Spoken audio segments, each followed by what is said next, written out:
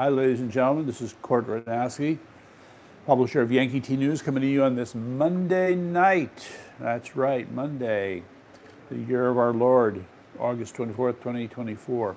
So, yeah, where do I start here? Stick with us as long as you can on this. There's a lot to get through. So I'm going to start with a call section. So go to yankeet.news, like, subscribe, donate someday, buy our stuff someday, and tell everybody immediately. Okay, the other calls to action, there are two. For those who live in Connecticut, we know that there is this outrageous increase in bills due to the twisted concept of public benefit. And there's been a lot of hemming and hawing, backpedaling, and nothing is really being done to address this. So even though this is supposedly in the legislators' hands, call Ned Lamont. So here's the, I don't know how well you can see it, but there it is. Meantime, the next call to action has to do with the fact that we still have 56 or so towns in the state of Connecticut which have not cleaned up their voter rolls. So these are 56 places that are ripe for voter fraud, ripe. So let's call Ms. Stephanie Thomas, our Secretary of State, and tell her to get those towns to get their act together, okay? So that's the hot item. Now, tonight's theme, Russia punches itself in the face? Well, I think so.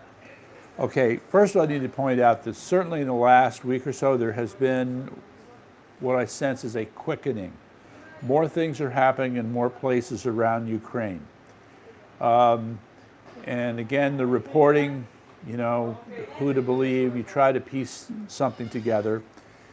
But I think among the items that are really important, those bridges over the River Seine remain knocked out. The pontoon bridge is still not functional for the Russians. There is the one and only rail ferry that has been destroyed in situ. The Ukrainians managed to sink this ferry in its berth in the port, right there. And so the significance of this is that the Russians are not going to be able to provide heavy equipment to Crimea. At some point, Crimea will become more susceptible to attack. So face it, the Ukrainians know what they're doing. Then there's the ammo dump. We're into day 3, in which the fires continue to burn at this ammo dump. It's so the Russians have got a problem here. And I want to point out, by the way, which becomes sort of the major sub-theme here, these kinds of things are happening because of the invasion into Kursk, okay? Zelensky has made the point. Now that we've been able to push this far into the homeland for Russia, that brings us that much closer to those military assets that we need to destroy. And the sense is that they're getting there. Whatever the Russians are doing, it's not enough. We hear reports of Ukrainian vehicles being destroyed, heavy casualties, but the Russian casualties may be even worse, etc. The curious point here, and it's a strategic one, is, you know, did Ukraine do the right thing? Okay, they have clearly made themselves vulnerable in the Donbass region. The Russians have not moved their troops out of that spot and continue to make advances. And there's a key town that's threatened. It has 7 railways that converge on this one town. And if the Russians take it over, that's going to be a strategic blow for the Ukrainians. All right. Meantime, it's a trade-off. While the Russians are doing that in the Donbass region, you have what the Ukrainians are doing in Kursk. So who has the bigger advantage? Well, after having thought about it for a while, I think the Ukrainians have the bigger advantage. Penetrating into that country and being positioned to wreak a lot more damage and destruction, I think it's significant. However, here's the problem. This is my send-off, then I move on to the other stuff. First of all, there is a problem. The report that Russians were pillaging and looting their own towns is bad news. Now, I don't know how extensive it is, but it should not be happening at all, quite frankly. When you have Russian troops looting Russian towns, you are in trouble, okay? Loss of military leadership, loss of military discipline. What are you going to do, okay? And if this continues, it stands to reason that the Kremlin is going to be put in a very tough spot. How are they going to get control of it, okay? If the leadership is not doing it, and then, or in other words, you have the officers not doing it, and the non-commissioned officers not handling discipline, you have nothing. And this is happening in the area where the Ukrainians are pushing forward. All right, so I'm going to cut to the chase on this. If the Russians cannot mount a serious response, a serious military response to this situation, the Kremlin will be left with one choice only: we're not going to like it. Now, I know that Putin has been rattling his saber and all that, but there will be a point at which they're saying, look, if we do not take a decisive action, the Ukrainians will continue to push and continue to destroy more of us, make the military weaker. It's amazing, given that they haven't really penetrated that deeply into Russia, but the damage that they've caused already is significant, and the opportunity to do more will be even more significant. And by the way, I forgot to mention, what about the F-16s? Now that they've pushed in this far, these F-16s will be able to penetrate even further. This is not good for the Russians. Okay, at what point, here's my question, at what point does Putin say we have no choice, we're going to have to use tactical nuclear weapons? Okay, and that will be when Russia really punches itself in the face. So that's my op-ed opening, and now I get to move on to the good stuff. All right, you've probably followed, if you've been following my stuff, you know that I tend to grab onto articles that show how bad it is to have recreational pot readily available, which is getting worse and worse in Connecticut. So here comes this article which looks at the fact that more and more of the public is waking up to the fact that, you know what, this pot stuff, yeah, it definitely causes harm. Yeah, it's not a good thing, okay? So it's hard to say if you're ever going to be able to put this genie back in the bottle, that is to say, to criminalize pot usage. But ladies and gentlemen, how can people walk around pretending that this stuff is harmless when you're dealing with something that, as by some accounts, is 20, 30 times more powerful than it was back in, say, the 70s or 80s? No. The active ingredient at those concentrations is definitely going to cause a lot of problems. We're seeing it, but people just, the government can't face up to it. You have the government now making money from it. So here's a case, another case of the government and associated corporations profiting off of the ill health of the populace. This is a serious problem. I can only say that we've got to fix it. Meantime, you see, we keep looking at the economy and trying to decide, are we going to the recession or not? You tell me, are we? So we see credit card debt going up, foreclosures and bankruptcies can't be too far behind.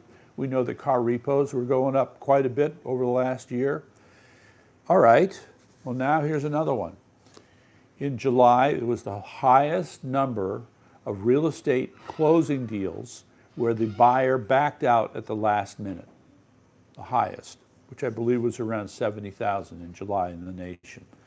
So that's small maybe compared to the total, but to see that much more uncertainty about housing prices and deals, we should worry about that.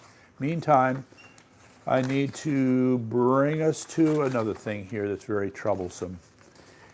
And where did that go? Anyway, okay, yes, it's true that JFK Jr., RFK Jr.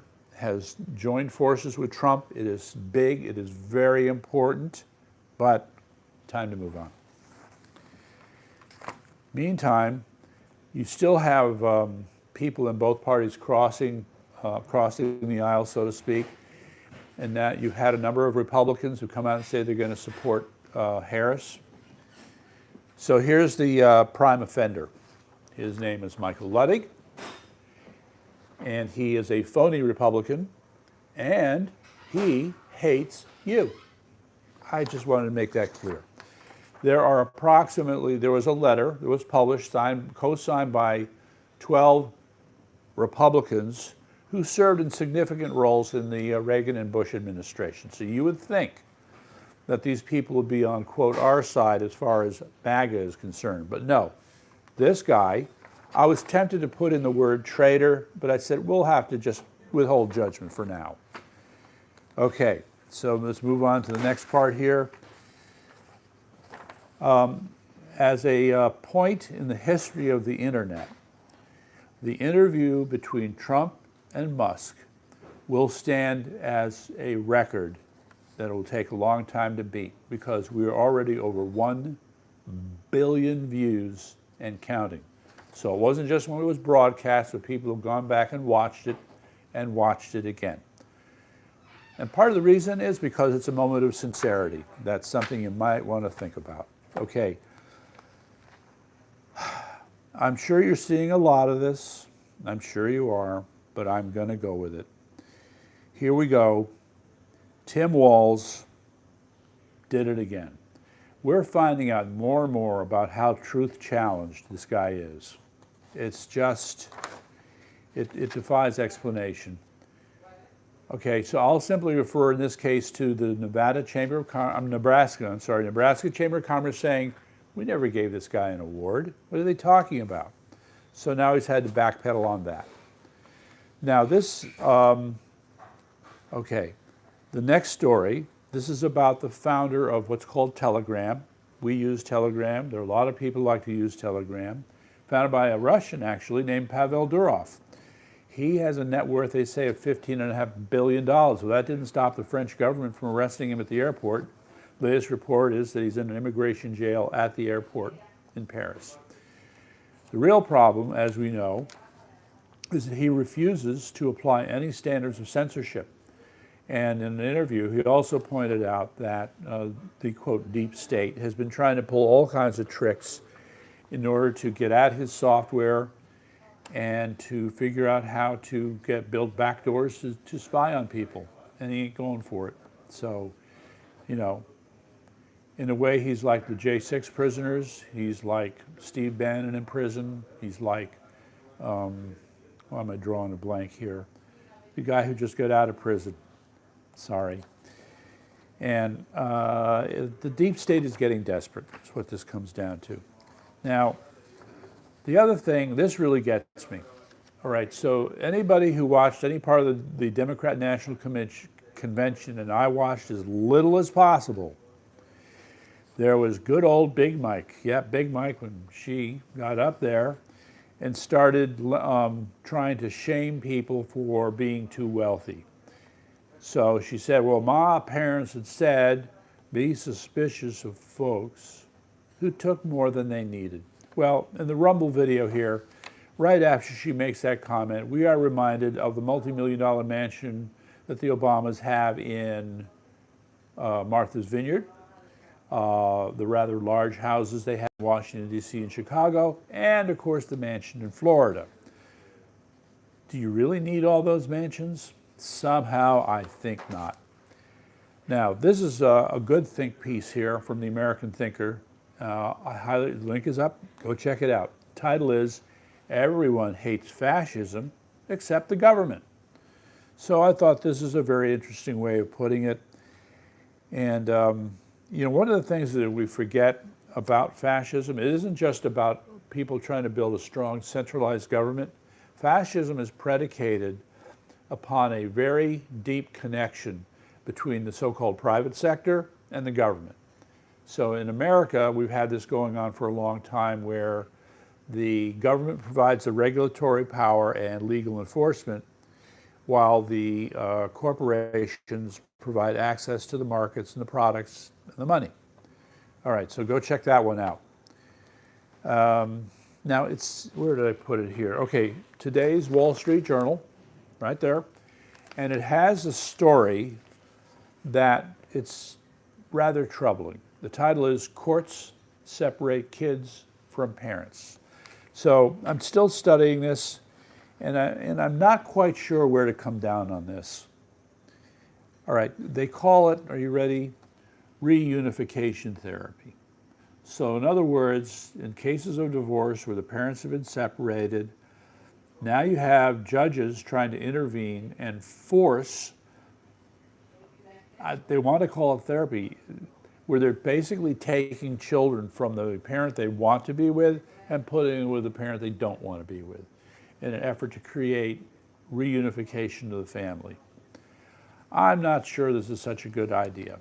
So there are different people with different views on this. Again, go have a look at it.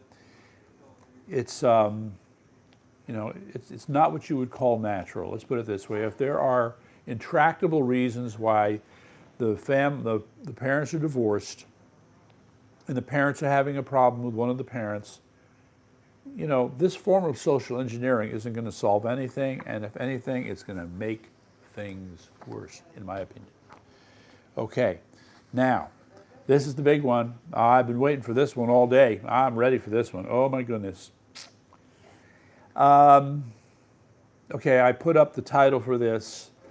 The Democrats steal yet another page from the Nazi handbook. That's right. So you ready? The title is Strength Through Joy. Strength Through Joy is actually the name of a propaganda program that was implemented, shall we say, by the German Labor Front in 1933. Strength Through Joy. So in this case, they were trying to combine good physical exercise with a good positive attitude. And of course, for them, that word is joy. You know what? I'm sorry, ladies and gentlemen, when you have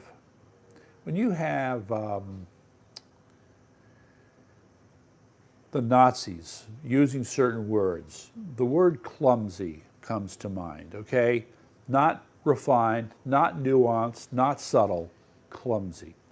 And great. So guess what? The Democrats, as far as I'm concerned, by using joy as their big deal at the convention, is clumsy. And it's going to be a sugar high, as one person said. In any event, this gives you a historical perspective, and I think it is useful to understand how the Democrats have sought to adapt this, however stupidly. I believe that moniker was on a banner in Nazi Germany.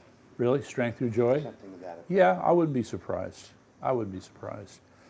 So then, the other one here, so this, another small victory. We have a case of a teacher who was convicted for activities on January 6th. And that teacher has since won and was fired, and that person has since won a wrongful termination suit. So I say, good for Jason Moorhead, and hopefully we'll see more like that.